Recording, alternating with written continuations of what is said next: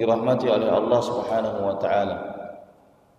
Yang pertama, marilah kita bersyukur kepada Allah Azza wa Jalla atas nikmat-nikmat yang Allah Subhanahu wa taala anugerahkan kepada kita, dan diantaranya adalah kesempatan di pagi hari ini untuk menghadiri majelis ilmu yang insyaallah diberkahi oleh Allah Subhanahu wa taala. Apalagi kita membahas tentang perkara yang penting, yaitu tentang mencintai Nabi Muhammad sallallahu alaihi wasallam. Jemaah yang dirahmati oleh Allah, pembahasan tentang cinta kepada Nabi Muhammad sallallahu alaihi wasallam adalah pembahasan yang sangat fundamental, sangat penting. Bahkan merupakan syarat daripada keimanan seorang mukmin adalah mencintai Nabi Muhammad sallallahu alaihi wasallam. Namun meskipun perkara ini adalah perkara yang sudah diketahui oleh setiap orang muslim, ada saja di kalangan kaum muslimin yang masih salah di dalam menerapkan cinta kepada Nabi sallallahu alaihi wasallam. Dan insyaallah pada pagi hari ini kita akan coba untuk membahasnya secara meluas dan detail insyaallah tentang cinta kepada Nabi sallallahu alaihi wasallam itu harusnya seperti apa? Apakah sekedar perasaan mencintai Nabi sallallahu alaihi wasallam? Apakah cinta itu seperti cintanya orang tua kepada anak, saudara kepada saudaranya, atau paman kepada keponakannya, atau bagaimana? Apakah cinta ini belum pernah dicontohkan oleh para sahabat ataukah sudah? Kalau sudah, bagaimana mereka mencintai Nabi kita Muhammad sallallahu alaihi wasallam? Pernah tidak dulu di zaman sahabat terjadi orang-orang yang salah dalam mencintai Nabi sallallahu alaihi wasallam? Kalau pernah ada yang salah, sejauh mana kesalahan tersebut? Dikoreksi atau tidak oleh Nabi sallallahu alaihi wasallam? Kemudian cinta ini merupakan ibadah tentunya, karena dia dijadikan salah satu syarat keimanan. Maka kalau cinta ini adalah ibadah, ya, diatur oleh syariat atau tidak? Ini adalah pertanyaan-pertanyaan yang akan kita jawab insyaallah di dalam kajian kita kali ini. Kemudian cinta itu adalah sesuatu yang tidak bisa dilihat. Cinta itu adalah sesuatu yang abstrak, yang mana untuk menyatakan saja ini tidak cukup untuk membuktikan bahwasanya kita cinta. Lawang kita dulu menyatakan cinta kepada istri kita saja harus ada buktinya, harus dibawa akad, ya.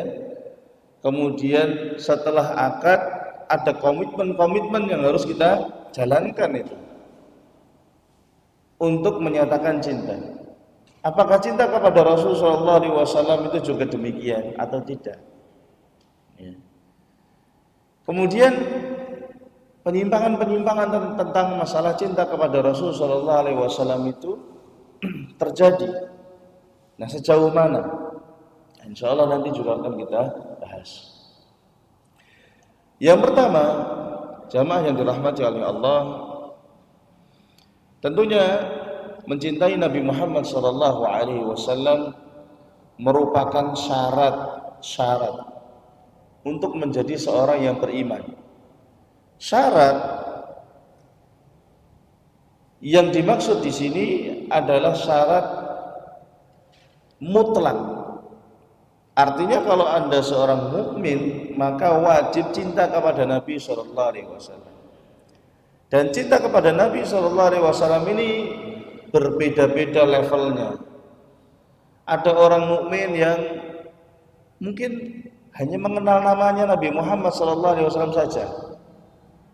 Ada orang mukmin yang mengetahui silsilah nasab Nabi Muhammad SAW. Ada yang mengetahui sejarah hidup Nabi Muhammad SAW dari awal sampai akhir. Ada yang mengamalkan ajaran beliau yang wajib-wajib saja. Ada yang mengamalkan ajaran beliau yang wajib dan sunnahnya juga diamalkan. Ya. Ada yang sampai mencontoh Nabi Muhammad SAW bahkan kepada perkara-perkara yang bukan merupakan ibadah. Rasulullah SAW suka makan ini, saya juga suka makan itu. Kenapa? Karena Nabi Muhammad suka. Nabi Muhammad SAW dulu pernah lewat jalan ini, ya, saya pengen juga lewat jalan ini karena saya ingin mengenang tentang Nabi Muhammad SAW. Ada yang sampai seperti itu. Artinya apa? Level keimanan kita itu juga bertingkat-tingkat seiring dengan level cinta kita kepada Nabi Muhammad SAW. Tapi intinya adalah kita harus cinta kepada Nabi SAW. Kalau kecintaan ini tidak ada, artinya iman kita ini dalam bahaya.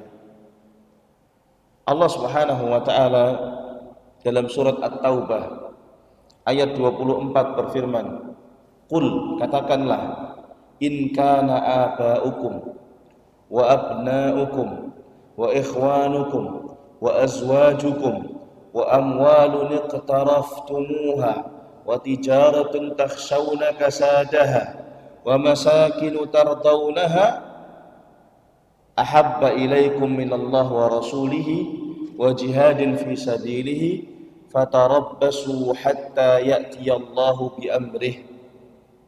Allah SWT mengatakan, "Qul," katakanlah wahai Muhammad, "in kana aba'ukum," kalau bapak-bapak kalian, "wa abna'ukum," dan anak-anak kalian, "wa ikhwanukum," saudara-saudara kalian, "wa azwajukum," dan pasangan-pasangan kalian, "wa amwalun iqtaraftumuha," dan harta yang kalian kumpulkan, "wa tijaratun takhshawna kasada," dan juga perdagangan yang kalian khawatir akan rugi, "wa masakinu tardawnaha," dan juga rumah-rumah yang kalian ridhoi itu, ahabba ilaikum minallah wa rasulihi, lebih kalian cintai daripada Allah dan Rasulnya, wa jihadin fi sabilihi, dan berjihad di jalannya, fatarabbasu, maka tunggu hatta ya'tiyallahu bi amri, sampai Allah datang membawa siksanya. Dan siksa Allah SWT ini, hukuman dari Allah ini bisa berupa hukuman di dunia, bisa hukuman di akhirat. Kalau nggak kena di dunia, kena di akhirat. Di dalam ayat ini Allah Subhanahu wa taala menegaskan bahwasannya cinta kepada Allah dan juga kepada Nabi Muhammad sallallahu alaihi wasallam itu harus diprioritaskan, dinomorsatukan.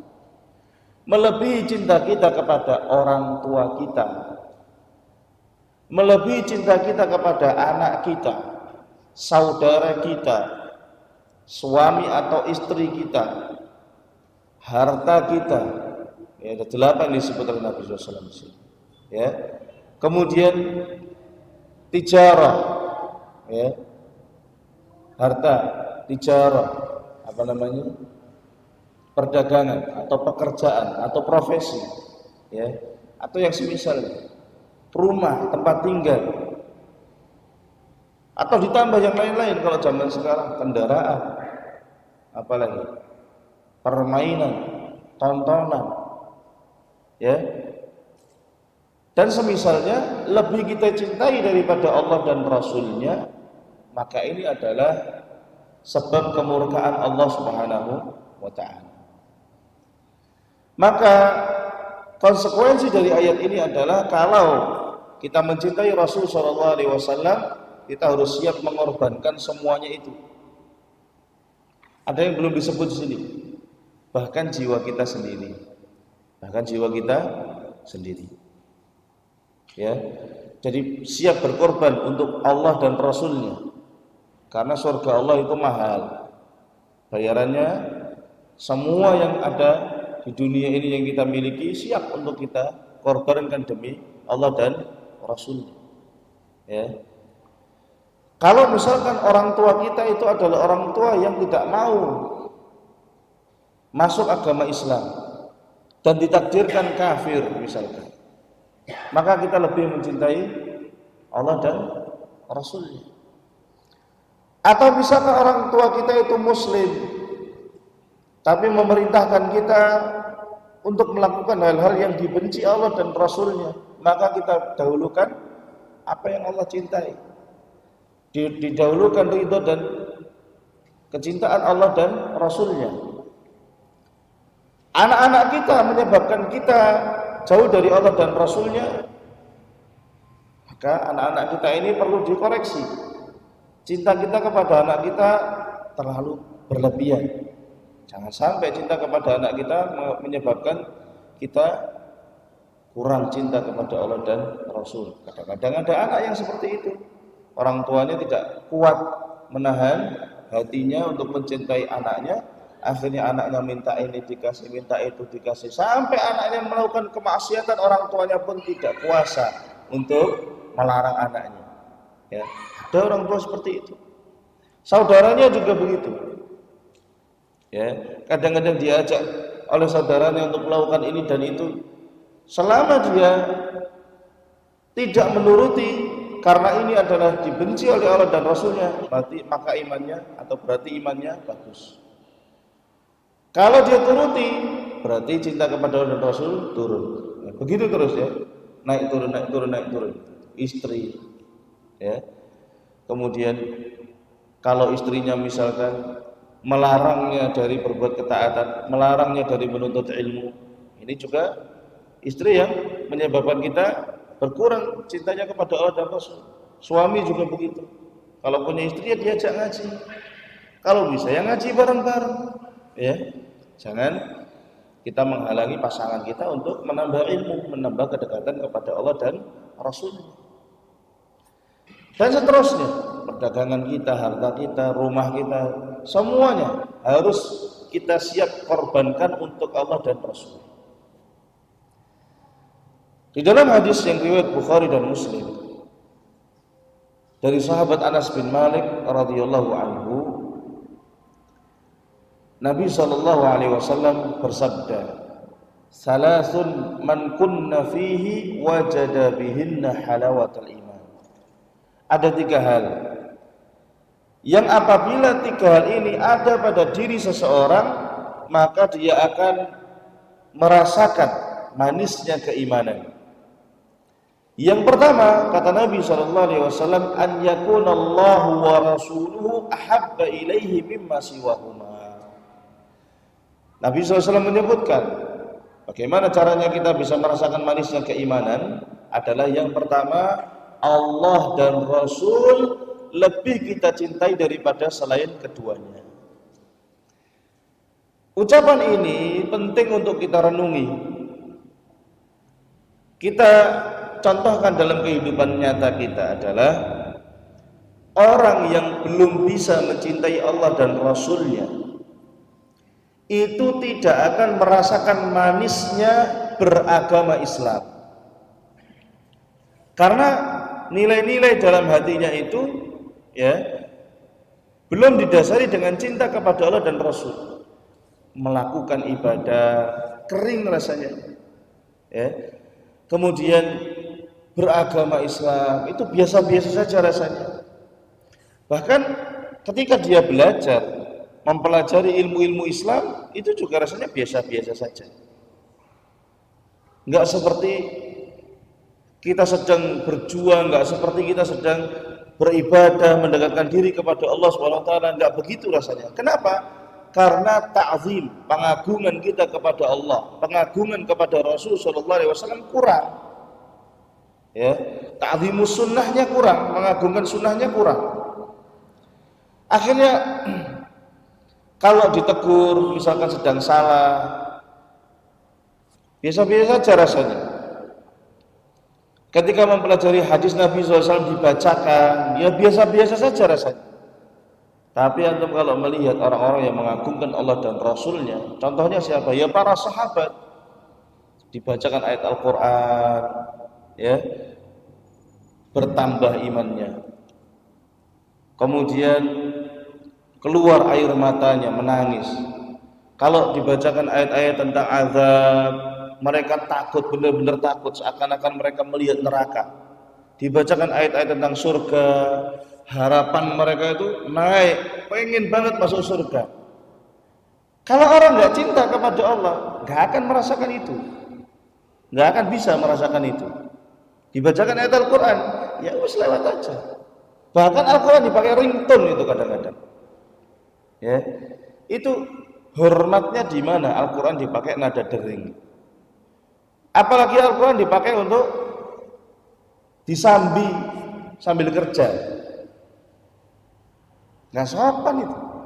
Sambil kerja kita putar Al-Quran, terus kita nggak peduli, kita sibuk kerja. Antum putar di warung Al-Quran, mending antum putar kalau di warung pengajian.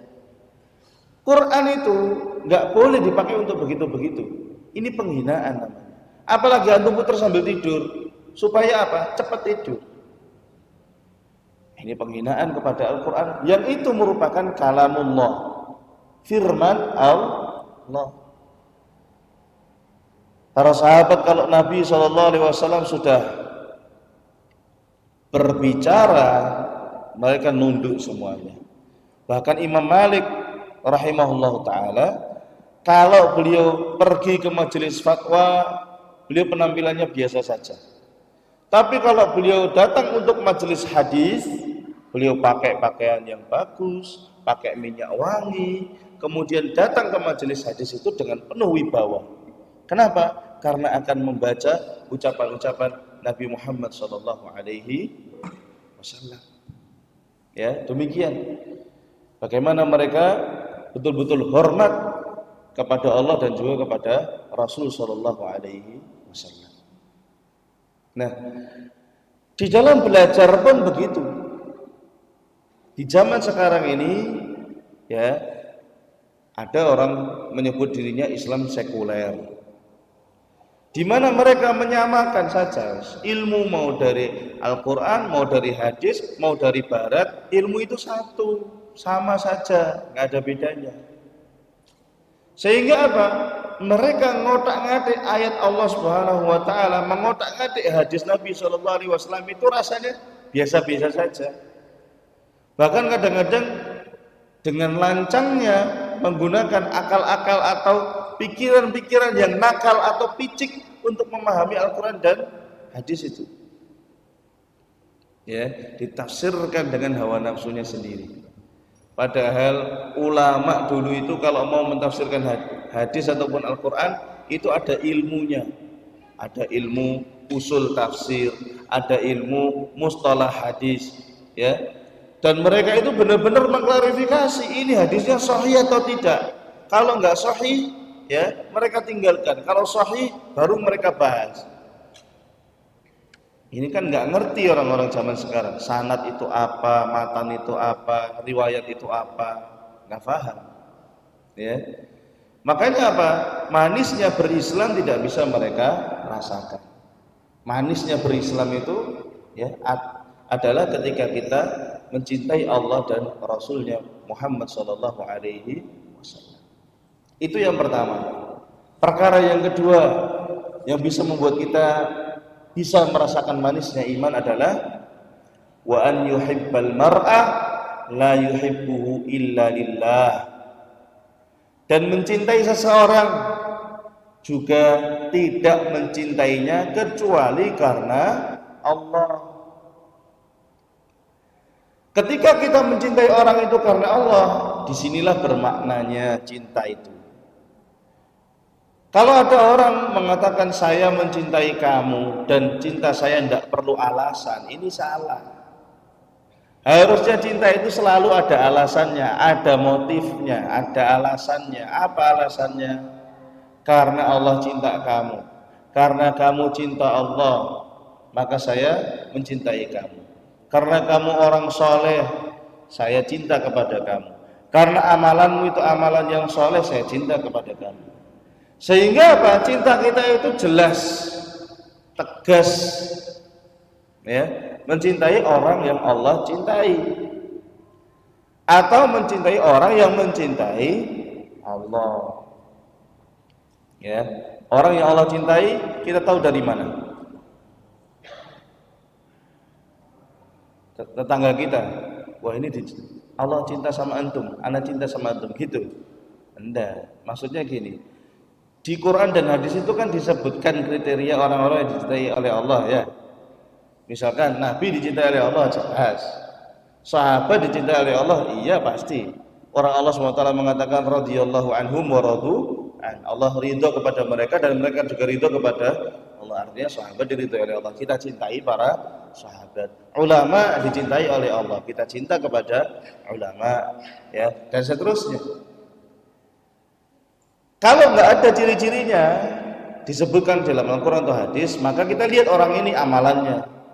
Dia cinta kepada Allah, cinta kepada ilmu, ya, kita suka dia karena dia cinta kepada Allah dan Rasul. Nah, itu yang kedua.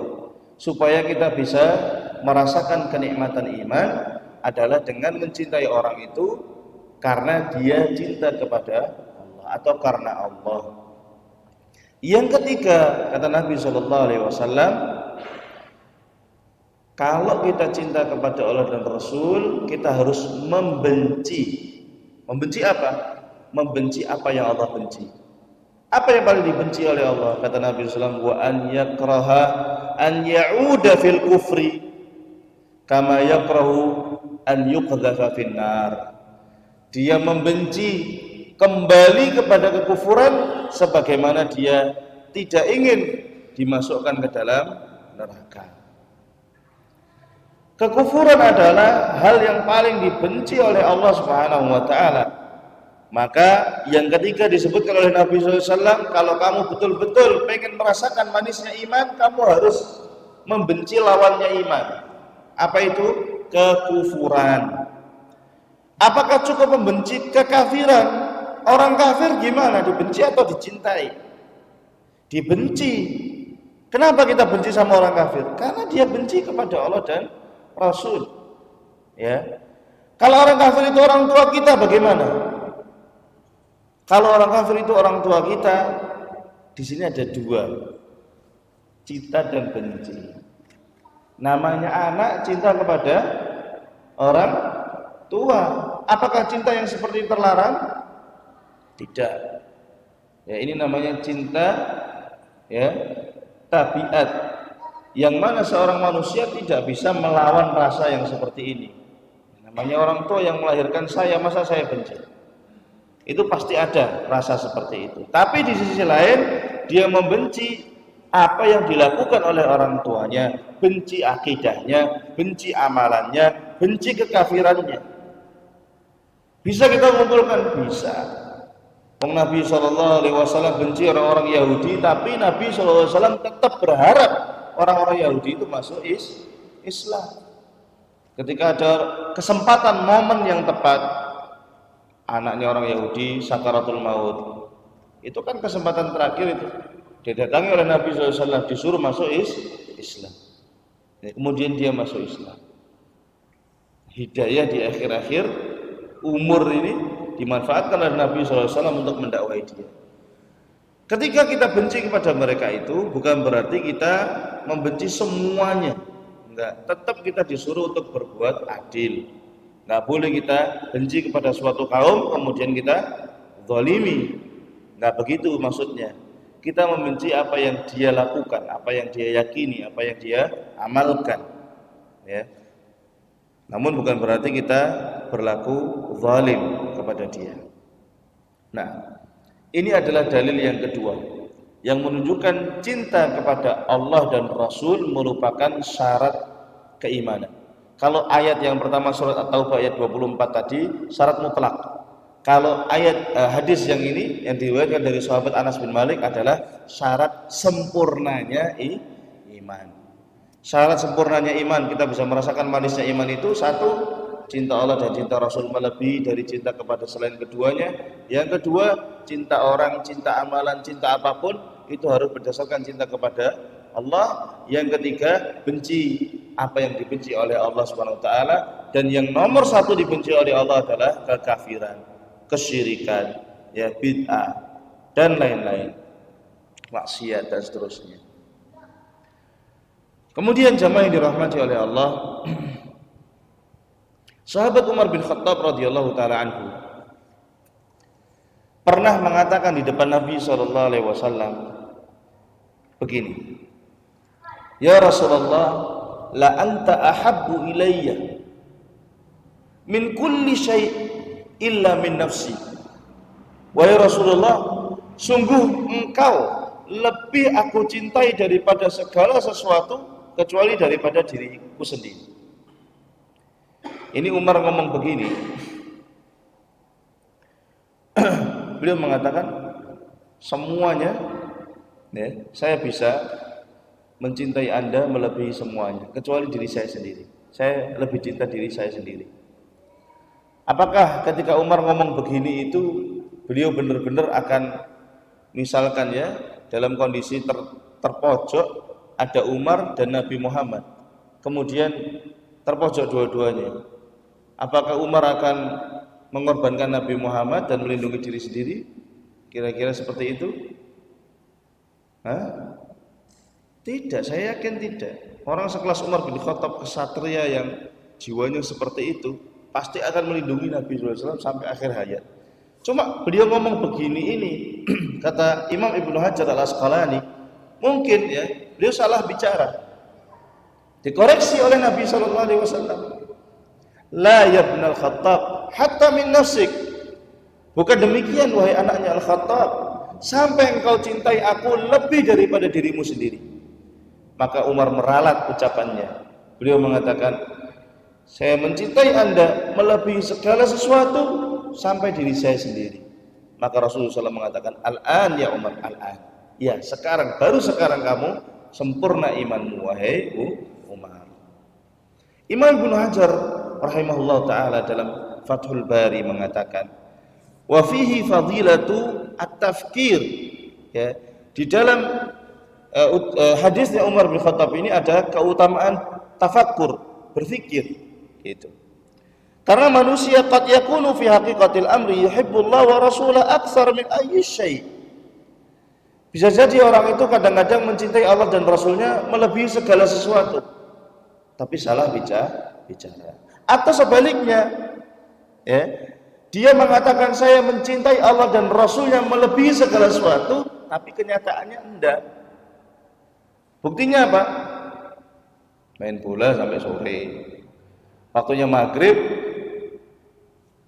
masih kipas-kipas di lapangan, ya. Tapi kalau ditanya cinta Allah dan Rasul, wah teriaknya paling kencang, saya cinta kepada Allah dan Rasul. Lah itu nggak sholat maghrib. Ayo.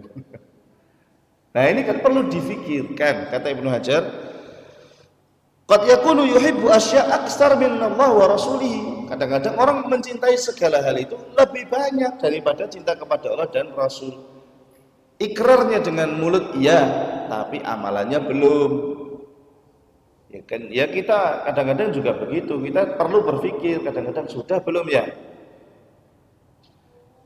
Dihidangkan makanan, kemudian azan. Ya. Kemudian kita setelah makan dulu lah, masa ke masjid, sayang ini makanannya. Nah, bener gak ini Pak? Ada orang ngejek kita, ya itu makanan nggak pergi kemana-mana, sholat itu loh nanti habis ketinggalan jamaah. Masa makanan terus yang dipikirkan, sholat diakhirkan? Nah betul atau salah orang ngomong kayak gini?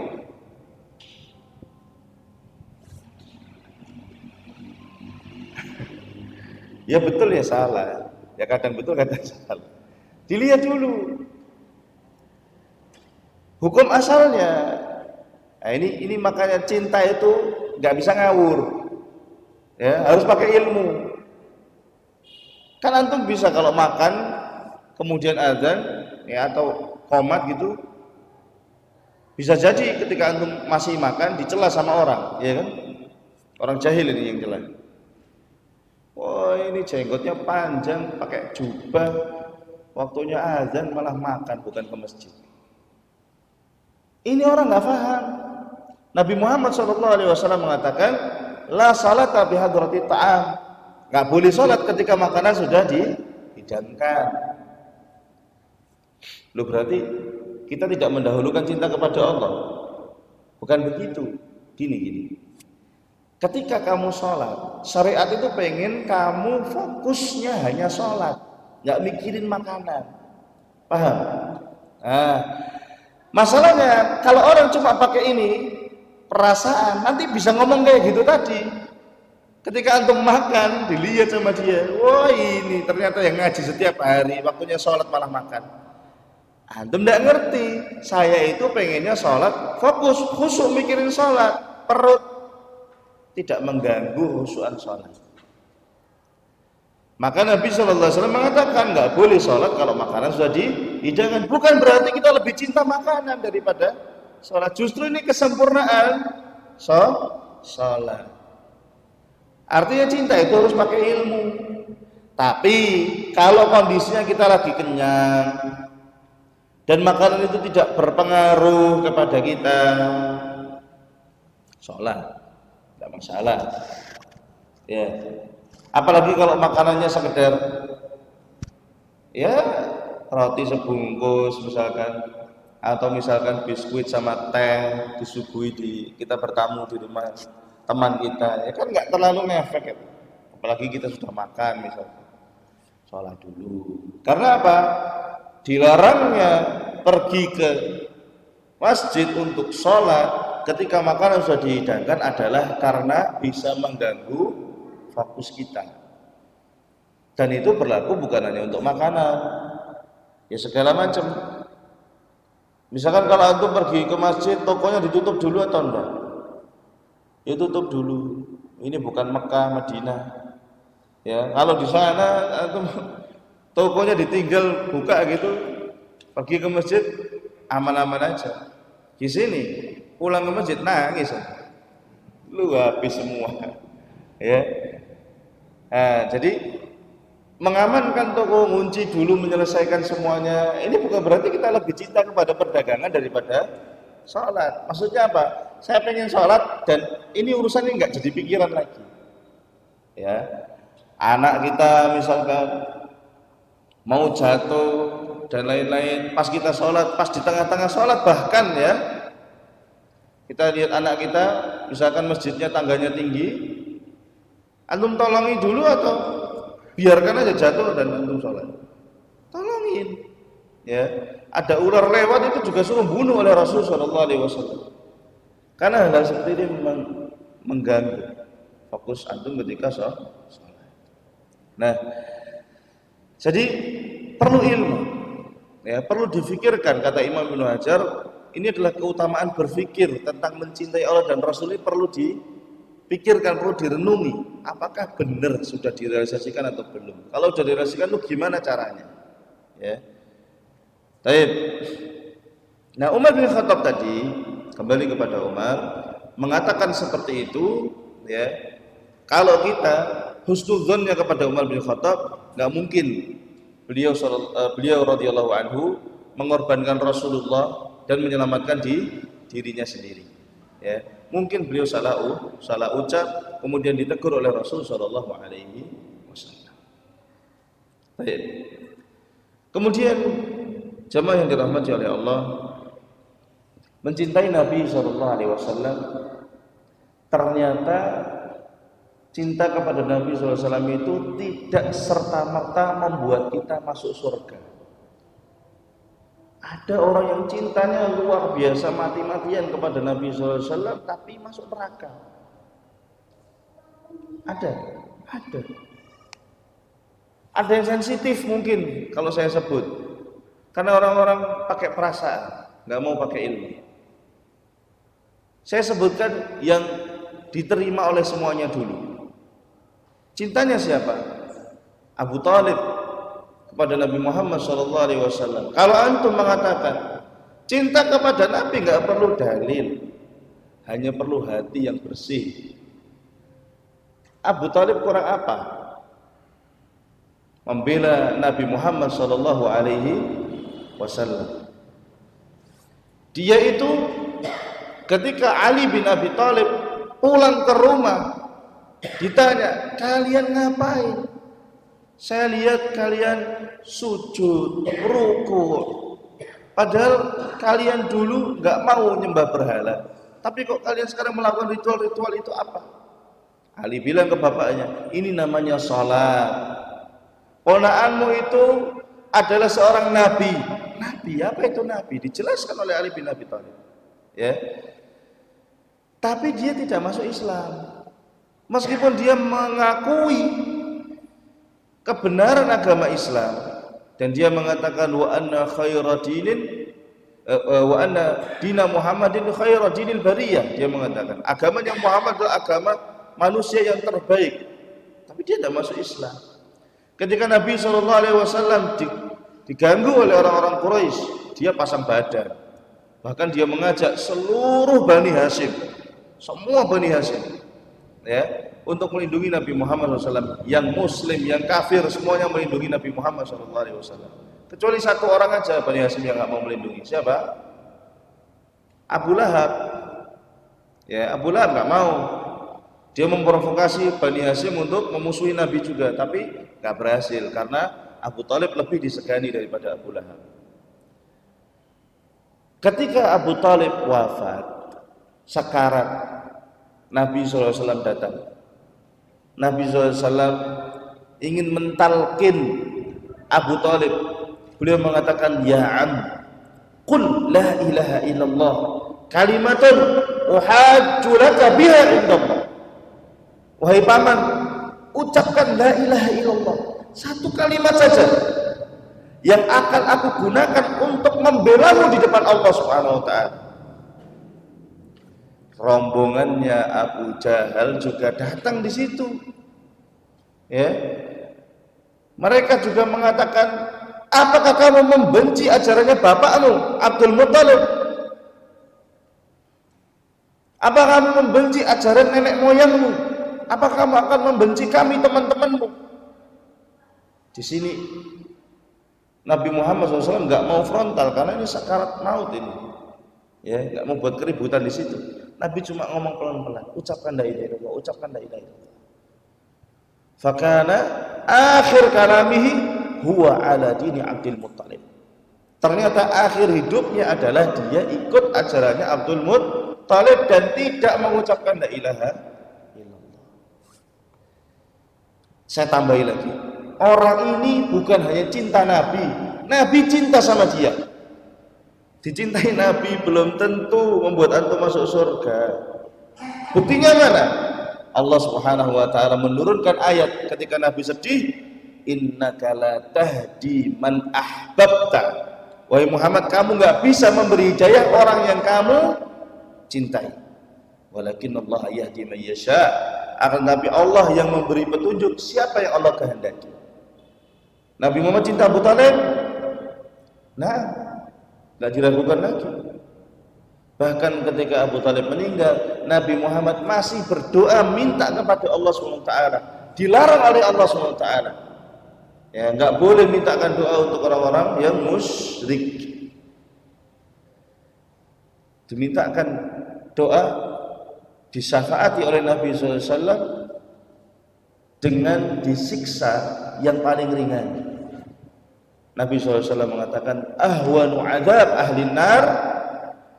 Siksaan yang paling ringan penduduk neraka adalah dia pakai sendal satu pasang.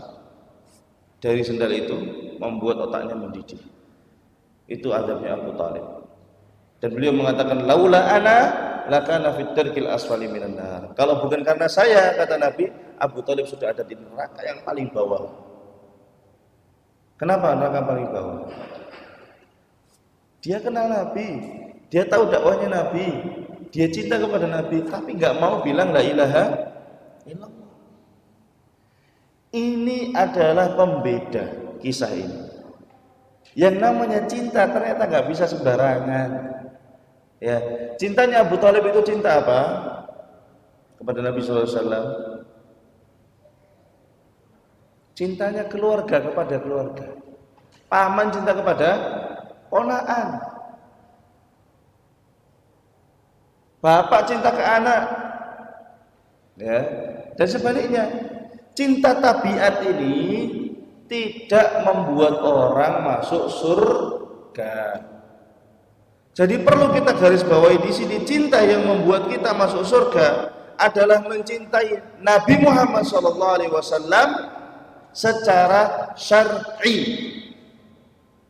Ya, bukan cinta fisiknya, bukan cinta orangnya, tapi mencintai beliau sebagai Nabi dan Rasul. Ya, sebagai Nabi dan Rasul. Sebenarnya agak sensitif kalau kita bahas orang tua Nabi gimana? Cinta Nabi enggak? Ya pasti. Tapi saya nggak mau bahas itu. Saya cuma mau menarik kesimpulan umum saja. Mungkin nggak ada orang tua Nabi itu nggak beriman kepada Nabi? Kalau hidup, saat ini takdirkan hidup, mungkin nggak? Mungkin. Contohnya siapa? Ibrahim alaihissalam. Beliau mendakwai ayahnya itu. Ayahnya kafir. Bisa nggak? Ya bisa saja, kenapa enggak? Tapi kalau kita bahas seperti ini, sensitif, sebagian kaum muslimin nggak mau, ya, mengatakan ada orang tua seorang nabi atau seorang rasul yang kafir. Padahal buktinya ada dalam Al-Quran. Ayah Nabi Ibrahim alaihissalam disebutkan bagaimana nasihatnya Nabi Ibrahim dalam surat Maryam. Ya, Nabi Ibrahim mengatakan kepadanya, ya abati, inni qad ja'ani minal ilmi ma lam ya'tika fattabi'ni ahdika siratan sawiyya. Wahai ayah, saya telah datang kepada saya ilmu yang engkau tidak miliki, ikuti saya, aku akan tunjukkan kepadamu jalan yang lurus. Apanya tidak mau? Dinasihati, ya abati la ta'budi syaitan. Wahai ayahku, jangan nyembah setan. Innahu kana birrahmani asiyya. Setan itu durhaka kepada Allah SWT. Ya abati, inni akhafu an yamassaka adzabun minar rahman. Ya. Saya khawatir kamu nanti disiksa, mendapatkan siksaan dari Allah yang Maha Rahman. Ini kan ancamannya luar biasa. Allah yang Maha kasih sayang nyiksa kamu, itu kan berarti kamu udah kelewatan. Allah itu Ar-Rahman. Dan yang namanya Rahman itu adalah kasih sayang yang luas. Kasih sayang yang luas, tapi kamu masih disiksa, kebangetan. Tapi apa kata bapaknya? Dia malah mengusir Nabi Ibrahim. La ilam tantahi la arjumannaka wahjurni maliya. Kalau kamu enggak berhenti, saya lempari batu kamu dan tinggalkan saya sendirian.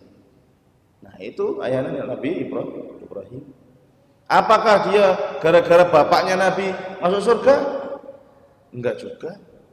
Anaknya Nabi, apakah pasti masuk surga? Enggak juga. Ada enggak Nabi yang anaknya kafir? Siapa? Nuh alaihissalam. Ya, disuruh naik kapal bareng-bareng enggak mau. Ya bunayya irkam ma'ana. Wahai anakku, naik kapal bersama kami. Qala sa'awi ilal jabali ya'simuni minal ma'. Anaknya bilang, enggak, saya mau naik gunung aja. Gunung itu bisa melindungi saya dari air. Kata bapaknya, la asimal yawma min amrillah. Enggak ada yang bisa menolong kamu hari ini dari siksa Allah SWT. Akhirnya apa? Fakana minal mughraqin, termasuk yang ditenggelamkan oleh Allah Subhanahu wa taala. Nabi Nuh sempat protes. Ya. Nabi Nuh mengatakan kepada Allah SWT, inna bni min ahli, ya Allah, anakku itu termasuk keluargaku. Kata Allah, bukan. Innahu amalun ghairu salih. Dia adalah amalan yang tidak soleh. Berarti kan Allah SWT menyebutkan amal tidak soleh. Berarti apa? Orang itu nggak dilihat dari fisiknya. Dilihat dari apa? Amalannya. Ya. Kalau nggak soleh bukan keluargamu. Artinya apa? Yang bisa kumpul nanti di surga bareng-bareng itu bukan karena saya anak kamu, kamu bapak saya ibu kamu, bukan. Tapi yang amal soleh. Ya. Baik. Ini menggarisbawahi tentang cinta yang syar'i dan cinta yang tidak syar'i. Kesimpulannya apa? Tidak semua orang yang mengatakan cinta kepada Nabi Shallallahu Alaihi Wasallam itu benar, harus diuji, harus dibuktikan, harus ada bukti empirisnya. Ya, konkretnya itu apa? Nah, sekarang kita datang ke pembahasan berikutnya, pembuktian. Ini sampai jam berapa kita? Setengah jam lagi lah insya Allah, Bapak Ibu sekalian. Pembuktian.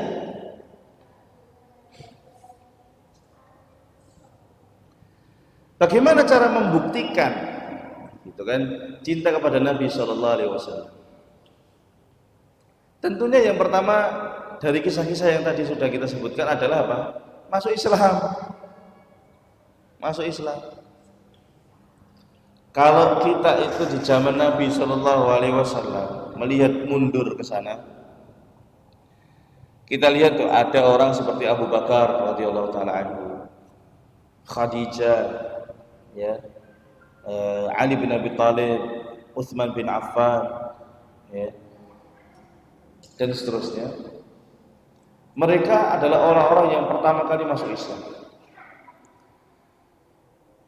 Di mana mereka itu ketika mereka tahu bahwa Muhammad itu adalah Al-Amin, orang yang terpercaya, dan Nabi SAW itu dipercaya bukan hanya di masjid, di pasar dipercaya, di masyarakat dipercaya, dititipi uang, dititipi barang, gak pernah khianat. Harusnya ketika dikabari bahwasanya beliau menjadi nabi, mendapatkan wahyu, kan dipercaya juga, ya kan? Masa dia berani bohong atas nama Allah tapi nggak berani bohong atas nama manusia, kan nggak masuk akal. Makanya Khadijah ketika Nabi SAW datang mengatakan bahwasanya dia mendapatkan wahyu, melihat malaikat dan seterusnya, Khadijah langsung beriman. Abu Bakar langsung beriman, Ali bin Abi Thalib beriman, ya. Abu Bakar ngajak Utsman, ngajak teman-temannya untuk beriman kepada Nabi Muhammad SAW. Nah, ini konsekuensi cinta beneran. Ada nabi yang istrinya nggak mau ikut, ada. Seperti Nabi siapa? Nabi Lut misalkan. Ya, istrinya termasuk yang diazab oleh Allah SWT. Di balik itu kampungnya, yang atas jadi di bawah. Faja'alna 'aliyaha safilaha, kata Allah SWT. Kamu jadikan bagian atas kampung itu menjadi bagian bawahnya. Ya, kalau kita pengen lihat bentuknya mungkin ya seperti yang terjadi di Palu itu, tsunami. Itu benar-benar rumah tumpuk-tumpuk. Ya. Sampai 10 rumah masuk ke bawah dan bergeser sampai kiloan meter, Masya Allah. Ya. Itu yang Allah SWT lakukan kepada kaumnya Nabi Lut, dan istrinya termasuk yang di situ diadab. Nah, kalau Khadijah enggak.